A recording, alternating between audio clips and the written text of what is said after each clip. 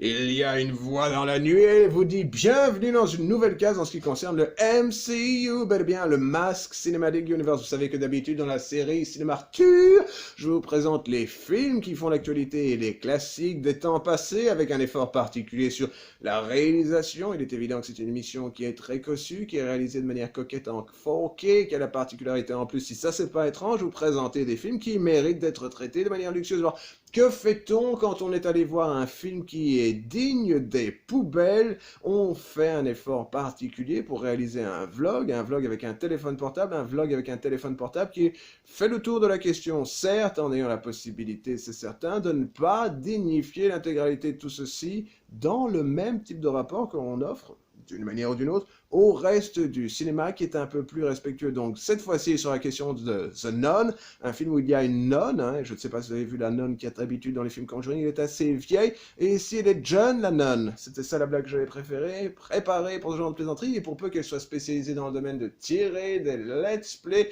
elle pourrait être dotée d'un bob, Lennon, et des choses comme ça. Bref, vous voyez le niveau de ce plaisanterie. Ce sera de ça dont il sera question dans cet épisode très particulier d'une émission de critique cinématographique venue de Belgique qui s'appelle, je vous le rappelle, Critique en cinéma.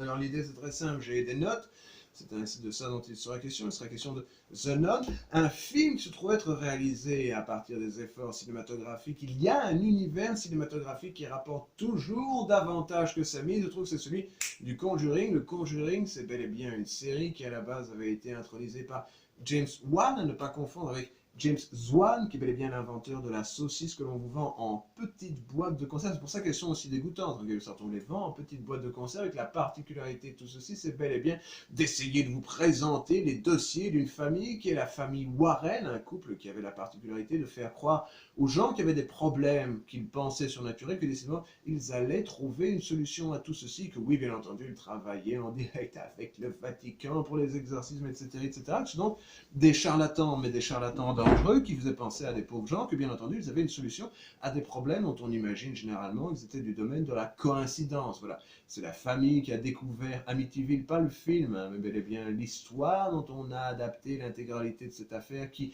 je ne sais pas si vous avez remarqué, mais ce sont ces films d'horreur qui sont tirés d'une histoire vraie. Et on se rend compte que oui, probablement qu'à un moment ou à un autre, un millionième de ce qui se passe dans le film est arrivé à quelqu'un. Quand on pense à Amityville, il y avait quoi? Il y avait deux trucs qui faisaient particulièrement peur dans le domaine d'Amityville. C'est qu'il y avait une pièce avec les murs qui saignent. Alors je vais vous expliquer comment ça marche. Hein. Quelqu'un met une couche d'émaillé, puis après met une couche de latex par-dessus. Le latex laissera toujours passer l'émail à cause de la composition chimique de deux principes. C'est une évidence. Et il y avait l'autre truc, c'était mais comment expliquez-vous, alors que vous êtes bel et bien un sceptique, cette pièce où il y avait des mouches? Probablement qu'il y avait un animal mort sous le sol, hein, on ne va pas dire l'inverse, mais toujours est-il que voilà, ça vous donne cette incroyable idée, qui est bel et bien l'idée que les frères Warren, je ne sais pas pourquoi j'ai dit les frères Warren, c'est parce que je pensais aux frères Hughes, mais les frères Hughes ne sont pas, d'une manière ou d'une autre,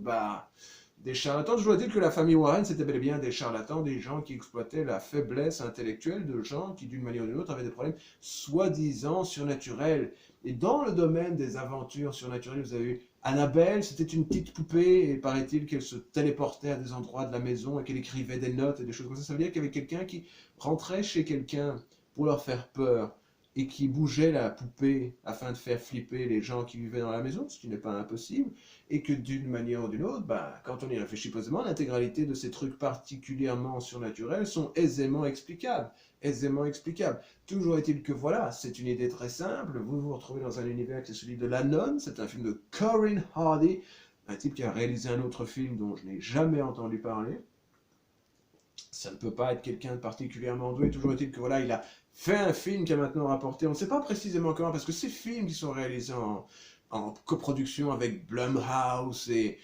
réalisés pour Warner Bros. Qui les distribue à travers leur succursale New Line Cinema, vous savez, c'est la compagnie que Freddy a construit, et il se trouve qu'il coûte quelque chose comme 22 millions et qu'ils en rapportent 231, alors on ne sait pas pourquoi. Est-ce que c'est parce que c'est de l'horreur qui n'est pas très gore, qui est très consensuel, où les gens peuvent aller voir, et je vais vous dire, là où je suis allé le voir, il y avait genre 8 personnes dans la salle, ce qui est paradoxalement le plus que de personnes que j'ai jamais vues dans cette salle, qu'il y avait genre deux vieilles dames obèses, un couple et deux gars dont l'un était visiblement le père, l'autre était visiblement le fils, et qui s'étaient venus voir ça, parce que l'autre film qu'il y avait, c'était AXL. Je ne sais pas ce que c'est, mais c'est un film Young Adults avec la particularité étrange d'être avec quelqu'un qui est un chien ou un loup ou un tigre cybernétique à une époque dystopique et bla et bla et bla. C'est Turbo Kid, sauf que Turbo Kid c'était un film à peu près correct et qui n'avait pas évidemment le budget nécessaire à avoir un tigre cybernétique. Alors l'idée est très simple, c'est que vous avez deux acteurs, hein, il y en a un qui s'appelle Demian Bichir, qui d'une manière assez étrange est un Mexicain, ils se sont payés un Mexicain, le Mexicain lui dit « Oh là, mais viens au Vatican, on a un truc qui est étrange, qui est très étrange, etc. etc. » C'était pas le fait qu'ils essayaient de recouvrir depuis des années et d'essayer de faire taire le fait qu'ils volaient l'innocence des enfants en les violant par paquets entiers, bien entendu, car on ne sait pas précisément, mais on pourrait penser qu'à un moment ou à un autre, ils auraient l'idée assez improbable de fournir ces informations, vous savez, aux gens, car il faut faire autre chose que simplement protéger le Vatican, mais non, ils se disent, mais écoute, il y a quelque chose qui nous ennuie en Roumanie, car nous allons aller en Roumanie, le pays de Dracula et de Castelvania, il se trouve que on a quelque part une abbaye, j'imagine, j'ai oublié le nom, toujours est-il que c'était un cloître, une abbaye ou un truc comme ça, et qu'il y a des gens qui meurent sur place, car je ne sais pas si tu le savais, mais il y aura un mystère, ce mystère est susceptible de vous faire le tour d'un film qui dure quelque chose comme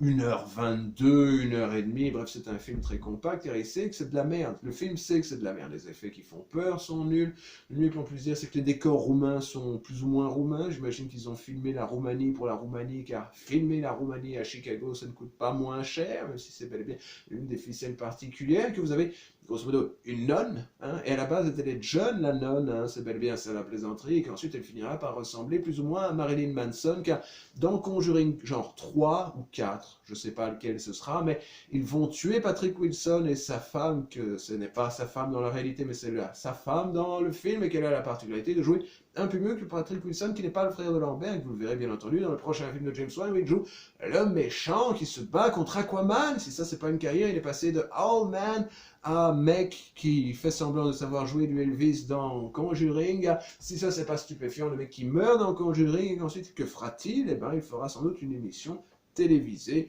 ou je ne sais pas, moi, il s'occupera d'être Kolchak dans Night Stalker, dans une nouvelle génération de Night Stalker au nucléaire du style, et que l'intégralité tourne autour de l'idée que il y a quoi? Il y a 5 acteurs en tout dans le film, et 6 figurants en gros, et que l'intégralité vous fait faire le tour de cet univers que vous découvrez par l'entremise de Jonah Bloquet, qui est un jeune acteur belge. Alors il est évidemment extraordinaire, hein, il est au niveau de modicité dont on pourrait s'attendre à ce qu'il soit dans ce genre de plaisanterie. C'est un jeune homme qui est né en 92, figurez-vous, et qui a joué dans quelques séries télé locales, et qui ici joue un homme qui, on ne sait pas précisément pourquoi son accent français laisse penser, les gens il lui fait chanter Frère Jacques, il fait là Frère Jacques, dormez-vous. On ne sait pas pourquoi il fait un accent américain dans l'intégralité de tout ceci, mais il est censé être un Canadien. Il découvre une nonne qui s'est suicidée. Hein, elle s'est suicidée pourquoi? Pas parce qu'elle faisait partie de l'église catholique, non, elle s'est suicidée parce qu'il y a quelque part dans les catacombes de l'endroit où elle se trouve un secret, et que ce secret, c'est bien entendu qu'il y a... C'est ça le concept du film, il y a un portail qui va vers l'enfer, ça c'est le symbole, le portail, et que ce portail avait été rempli avec un sacrement, parce que les sacrements fonctionnent comme les tours de magie que l'on avait dans Donjons et Dragons à l'époque, et que les sacrements que vous avez dans ce truc-ci, c'est bel et bien celui-ci, c'est que si jamais vous avez une petite ampoule avec le sang du Christ, vous pouvez fermer. Alors on pourrait s'attendre à ce que le sang du Christ ait du mal à être maintenu près de 1954 années dans un état de fluidité, mais quand le sang du Christ, qui est saint, bien entendu, touche le sol, les pentagrammes se détruisent, les portails vers l'enfer s'amenuisent, et l'intégralité vous fait penser que oui, c'est absolument de la merde ce film, et c'est un film qui a rapporté 230 millions de recettes, on ne sait pas comment c'est possible, hein, mais c'est le cas. Et ça, en une semaine, il est sorti la semaine passée, et je me suis dit, ben, je vais le critiquer cette semaine-ci, que la surprise de cette plaisanterie, c'est que c'est un film qui est encore pire que ce que je pensais que ce serait. L'idée est très simple, c'est que si vous voyez un film de la Hammer, les films de la Hammer ont du charme, ce film n'a pas de charme, il a bizarrement un scénario qui est pire que les films de la Hammer pouvaient se targuer d'avoir. On ne sait pas précisément pourquoi je me suis cassé les gueules à travers l'intégralité de cette phrase, comme du brocoli qui tombe dans des escaliers en colimaçon, mais Quand on voit un film de la Hammer, on se dit oui, ils font un effort sur la mise en scène, ils n'ont pas de moyens, mais ils ont des idées. Ce film n'a pas d'idées, il n'a pas nécessairement la capacité de choquer autant qu'un film de la Hammer le faisait à l'époque. Et voilà, c'est ça l'horreur de nos jours, c'est oui, et des choses de cet ordre-là, tout ça avec des effets magnifiques dans le domaine de la musique. Et qu'on peut dire ceci, c'est que quand ils sont payés Corinne Harley, bon bah, ils sont payés quelqu'un qui sait vaguement cadrer une scène, c'est une évidence, mais que l'intégralité des scènes qu'on lui propose de cadrer n'ont aucune forme d'intérêt. Le réalisateur, je vois ceci, on dirait qu'il a fait le genre de film que moi et mes potes, on pourrait probablement, je sais pas moi, autant l'admettre, on pourrait les improviser en étant très bourré pour peu qu'on arrive à rester très bourré quelque chose comme 3 semaines. Il suffit de nous filer une abbaye quelque part en Roumanie et moi je peux vous faire un film de cet ordre-là assez facilement, les enfants. Je veux dire, ce qui n'est pas nécessairement un signe de sa qualité existentielle ou intrinsèque ou cocasse, mais le scénario n'est pas terrible. Grosso modo, le truc, c'est qu'il y a un portail, hein, faut le remplir, et ils le remplissent, et ça prend 1h20. Ah, on m'a dit que vous étiez une femme qui avait vécu en Roumanie. Non, mais j'étais possédée à une époque, alors voyez-vous, peut-être que je suis à même de vous aider. J'arriverai à prouver le fait que décidément je veux faire partie de l'Église catholique en faisant l'effort de fort le faire. Et alors ils arrivent à triompher des démons de l'enfer, les démons de l'enfer qui sont ici, grosso modo, capables de retourner, vous savez, les crucifix, hein, c'est un effet qu'on voit beaucoup dans les films Conjuring, et que voilà. Les décors sont chouettes, les acteurs font ce qu'ils peuvent avec un scénario absolument catastrophique. J'ai pas envie de tirer à boulet rouge sur les gens qui sont dessus et qui, ma foi, espèrent que ce sera, je sais pas moi, le début d'une carrière au cinéma qui leur permettra de percer à travers, vous savez, les couches supérieures de l'atmosphère, de peut-être un jour être dans un film, voilà, qui leur permettra de jouer quelque chose qui soit susceptible d'être plus intéressant que tout ceci, mais c'est sérieusement l'un des pires films d'horreur que j'ai vu ces 10 dernières années. Le dernier film d'horreur qui était pire que celui-ci, c'était Poltergeist. Ah, c'est une blague sur le fait que Poltergeist est bel et bien un film qui est une comédie qui ne comprend pas ce qu'il est censé faire, mais voilà. J'ai rarement vu des films d'horreur aussi foireux que ceux-ci, et qu'on voilà, si c'est ça le cinéma d'horreur, si c'est un film que les gens vont voir parce qu'il n'y a plus rien dans le domaine horrifique qui arrive à avoir ce petit côté dangereux que les films traditionnels de Wes Craven, d'ailleurs des films de Wes Craven qui ont aidé à produire la compagnie qui distribue ces films-ci de nos jours et qu'on peut considérer comme tout public. L'horreur est ridicule, elle est en 3D, il y en a genre 4 ou 6 scènes dans l'intégralité du film, dit-il en mettant le signe 7, on ne sait pas c'est pourquoi, mais toujours est-il que voilà, c'est comme ça, et que voilà. C'est un film qui est une catastrophe, qui ne mérite pas d'être vécu, et c'est probablement le niveau 0 du film d'horreur, là où le film King Arthur de Guy Ritchie était le niveau 0 du film d'action blockbuster. Voilà. Alors, si vous appréciez ce genre de concept, ne vous attendez pas plutôt. Je vais arriver à finir au moins une phrase correctement. Je suis très fatigué, il faut se dire ceci. On vient de tourner un épisode de Toucha, toujours dit que voilà, l'idée est très simple, c'est que si vous aimez ce genre de film, ce genre de film a la particularité d'être ce que c'est, et que voilà, ça ne mérite pas d'être vécu, mais je ne peux pas vous empêcher d'aller voir des films comme ceux-ci, c'est une évidence, si ça c'est pas étrange. Donc, l'idée est très simple, c'est ça. Si vous aimez ce genre de vidéos, ne vous attendez pas à voir des vidéos de ce style-ci réalisées sur un téléphone portable dans la qualité des patates, car ce n'est pas le style de la maison, mais n'oubliez pas que si vous aimez ce genre de discours, vous pouvez nous mettre un pouce vers le haut. Si vous n'avez pas, vous pouvez mettre un pouce vers le bas. Si vous voulez, vous pouvez aussi vous abonner, faire ding ding sur la cloche, enfin je ne sais pas pourquoi je suis en train de garder cette pause, mais toujours est-il, voilà. Vous pouvez aussi faire ding ding sur la cloche pour voir les live streams, et si vous voulez faire l'effort de le faire, vous pouvez même vous abonner, et vous pourrez voir des vidéos de ce style-ci toutes les semaines, ou presque toutes les semaines. Je vous dis à bientôt dans l'émission de critique cinématographique venue de Belgique, qui s'appelle, je vous rappelle, Critique en cinéma. Tchuss.